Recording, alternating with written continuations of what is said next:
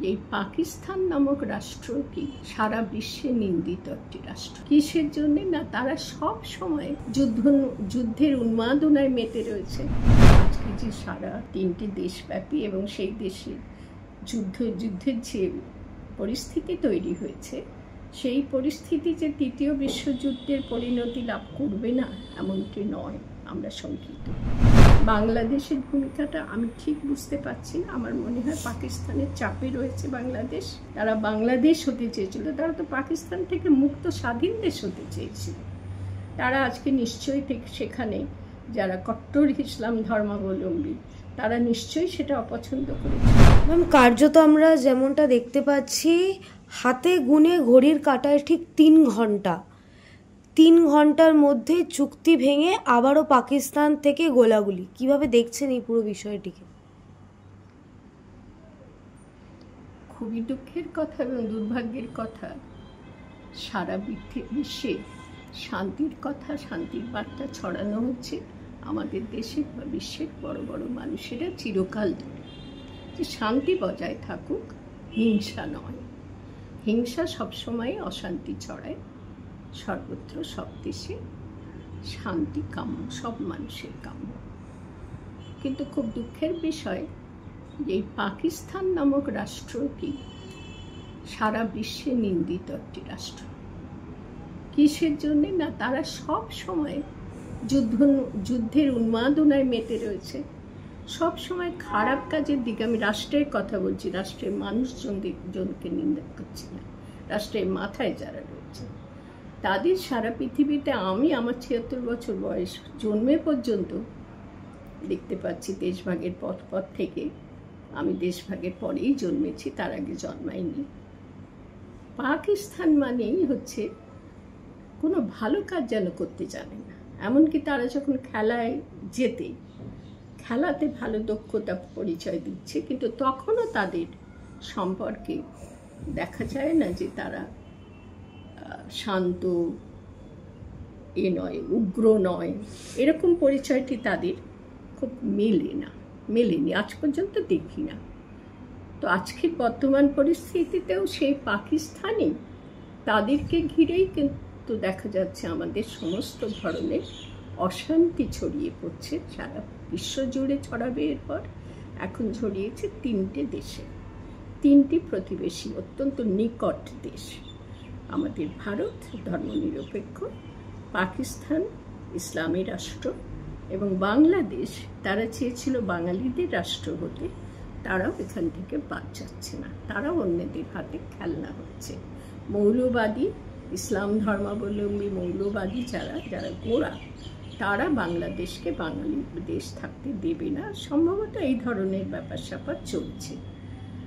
আমি একজন নাগরিক, আমি বিশ্বাস করি কোনো সমস্যা দেখা দিলে, কোনো দেশে, কোনো পরিবারে, কোনো ব্যক্তি জীবনে যে কোনো ধরনের সমস্যা যদি দেখা দেয়, তাহলে সেটা শান্তিপূর্ণ আলোচনার মাধ্যমে সে সমস্যার মোকাবিলা করা জরুরি, সমাধান। তো আমরা দেখতে পাচ্ছি বর্তমানে যে যুদ্ধ জিগির উঠেছে এই 3টি দেশের সম্পর্কের মধ্যে, এই জিগিরটাই উঠছে। সেক্ষেত্রে কোন কারণে, কোন ঘটনাটি হেতু হয়ে উঠলো হঠাৎ করে, কেন যুদ্ধের জিগির 3 দেশের মধ্যে? ঘটনাটা হলো যে কিছু জঙ্গি বা সন্ত্রাসবাদী, ভালো ভাষায় বলা যায় সন্ত্রাসবাদী, তারা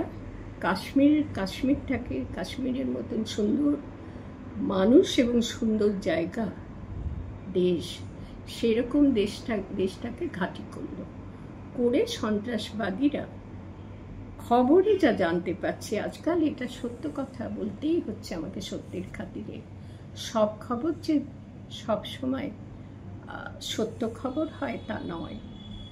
ফেক নিউজ বলে ইংরেজিতে একটি শব্দবন্ধ আমরা শুনতে পাচ্ছি, অর্থাৎ মিথ্যে রটনাটাকে সত্য খবর বলে চালানোর ব্যবস্থাপনাও এখন মানুষই করছে। মানুষরাই এই ব্যবস্থা করছে।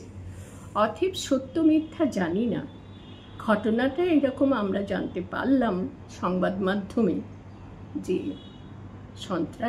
কিছু সন্ত্রাসবাদী যাদের খবরে এটাও প্রকাশ, যারা ইসলাম ধর্মাবলম্বী সন্ত্রাসবাদী, এবং তারপরে জানা গেল সেই সন্ত্রাসবাদীরা পাকিস্তানেরই।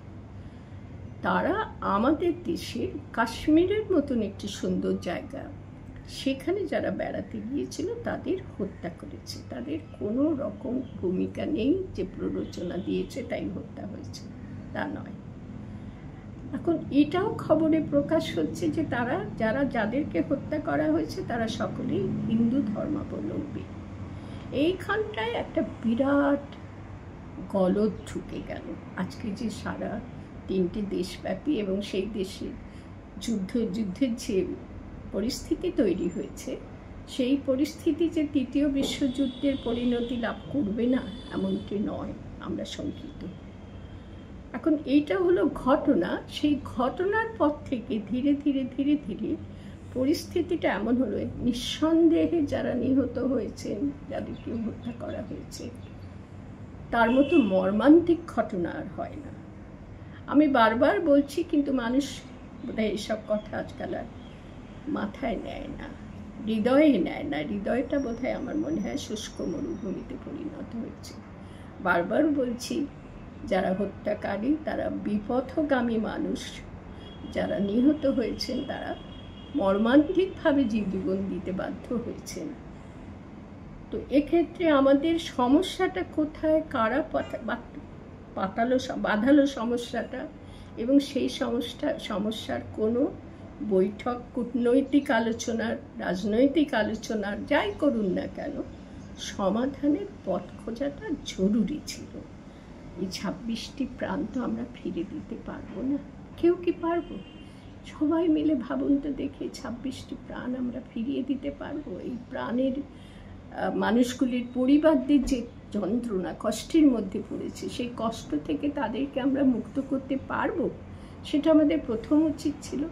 এবং জঙ্গিবাদ বা সন্ত্রাসবাদ যে দেশে যেখানে যখনই ঘটুক না কেন, সেটা যাতে নির্মূল করা যায়, নির্মূল মানে একেবারে মূল থেকে উৎপাটন করা যায়, সেটা খুব জরুরি। আজকে যে দেশেই সন্ত্রাসবাদীরা ঘাঁটি গাড়ুক, তারা নৃশংস হত্যাকারী, তাদেরকে নির্মূল করতে হবে।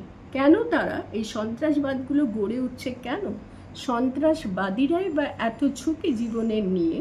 এটা তো ঠিক কথা, এটাও তো তথ্য যে সন্ত্রাসবাদীদের যাদের নাম করা হচ্ছে, ওই প্রধান সন্ত্রাসবাদী পাকিস্তানের, তার পরিবারের বহু লোক মারা গেছে, বহু লোককে মেরে ফেলা হয়েছে।